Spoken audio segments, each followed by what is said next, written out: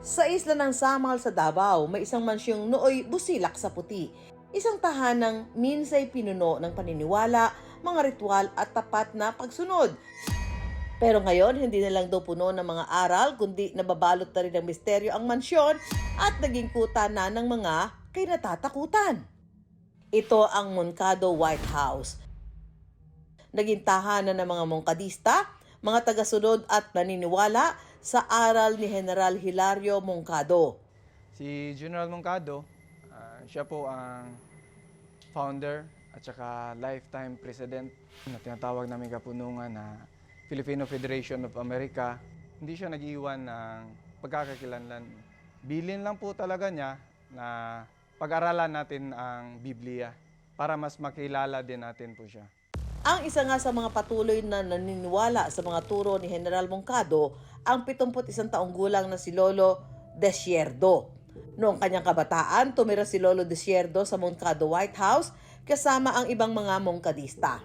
Kasama ko dito yung mga matatanda. Lahat kami dito parang magkapatid lang talaga. Ito po talaga ang sentro ng spiritual, training ground talaga sa spiritual. Dito po itinuturo kung ano talaga ang gusto ni Dr. Moncadong mangyari sa kanyang mga yung mga tauhan niya. Halimbawa po, all members of the Filipino Crusaders World Army should strictly, divinely follow the moral concept of man. Pero paglipas ng panahon, isa-isang umalis ang mga mongkadista kabilang na si Lolo Desierdo.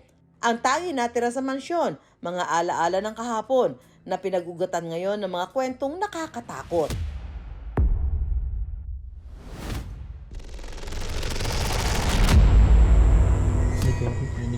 Ano yun? Parang malakad. Juan, ako mama nakita ko na siya sa bintana og kanang white lady. Ning-agi gyud sa bintana. Para siyasatin ang mga sinasabing kababalaghan, sasamahan tayo sa mansyon ng ghost hunter mula sa Samal Island na si Dings. 2021 na simulan niyang pasukin ang mundo ng ghost hunting. Nung binatilyo pa po ako, ilang beses pa po ako, ilang beses na po ako naka-experience ng mga about sa mga paranormal activity. Lalong-lalo na doon sa bahay namin. At doon po nagsimula yung pagiging mahilig ko tuklasin yung mga kababalaghan. Ayan na, see? Kung na nagpapagalaw yan guys ha.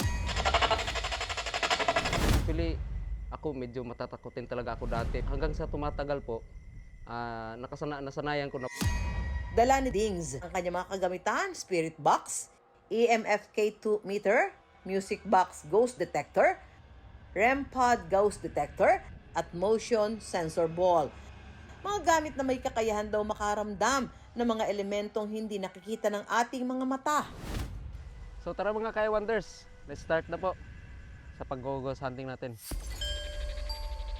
Sunod niyang inayos ang kanyang mga ghost detection device at kinausap ang mga espiritu para lumapit. May mga device po ako dyan.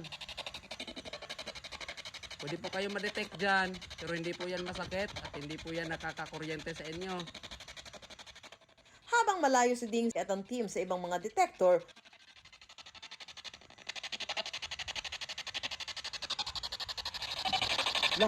Oh my God, mga K-Wonders. tumunog ang REM pod na sensitibo sa magnetic energy. Tumunog.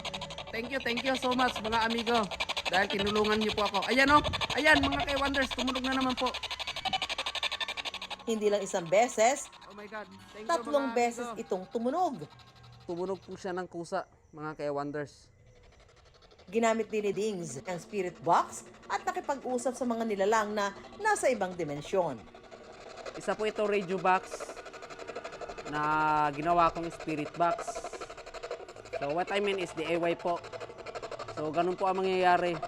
Kapag tinanggal ko po itong antena, mawawala po itong pag-uusap na dyan sa loob. Kaya nila itong manipulahin guys. Ang Moncado White House sa Samal Island, dating busilak at puting-puting mansyon na ngayon kinatatakutan.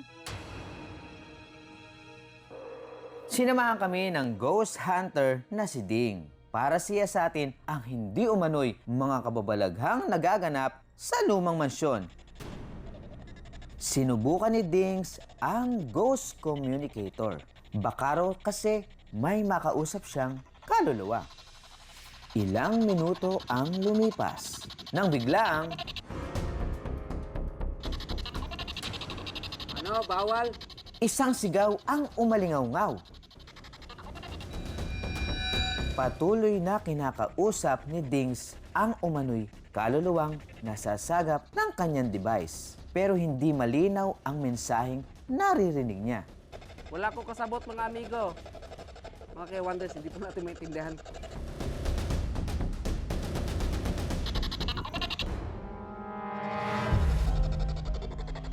Matapos ang paranormal investigation, taimtim na nagpaalam si Dings at tahimik na nilisan ang mansyon. So, ang explain ko po doon mga K-Wonders, ang nangyayari po doon is galing po yun sa signal frequency, kaya po na-detect siya. Wala po akong nakita, pero may nararamdaman ako, konti lang po. Slight lang po yung nararamdaman ko.